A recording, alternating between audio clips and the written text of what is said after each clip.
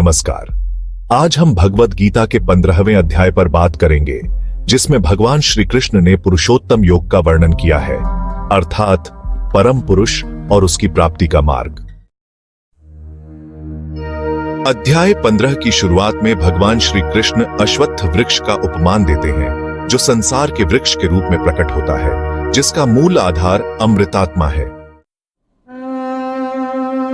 इस अध्याय में भगवान श्री कृष्ण जीव और परमात्मा के भेद का वर्णन करते हैं। उनका कहना है कि जीवात्मा शरीर के अंतःकरण से परे है, जबकि परमात्मा समस्त शरीर में विराजमान है। भगवान श्री कृष्ण परम पुरुष की प्राप्ति के लिए उपाय और साधना का वर्णन करते हैं। वे बताते हैं कि ध्यान और योग के माध्यम से व्यक्ति अपने भीतर की शांति और दिव्यता को पा सकता है। उनका कहना है कि जो व्यक्ति इस संसार से मुक्त होकर परम पुरुष को प्राप्त करता है, वह मोक्ष प्राप्त करता है।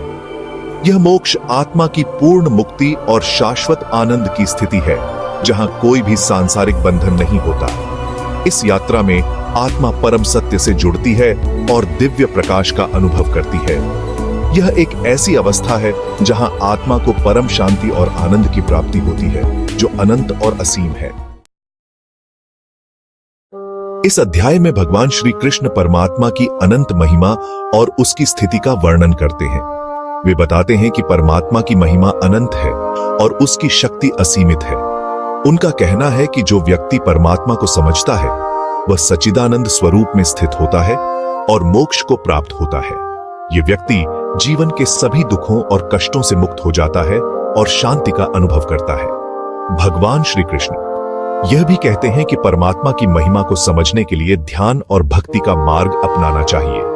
इस मार्ग पर चलने से आत्मा को शुद्धि और जागृति प्राप्त होती है, जिससे जीवन में सच्ची खुशी और संतोष मिलता है। इस प्रकार भगवद गीता के 15वें अध्याय में भगवान श्री कृष्ण ने हमें परम पुरुष की महिमा और उसकी प्राप्ति का मार्ग बताया है। इस अध्याय में भगवान ने हमें यह भी सिखाया है कि कैसे हम अपने जीवन में सही मार्ग पर चल सकते हैं और अपने कर्मों के फल को समझ सकते हैं। यह अध्याय हमें यह सिखाता है कि आत्मा और परमात्मा के भेद को समझकर हम अपने जीवन में मोक्ष का मार्ग प्राप्त कर सकते हैं।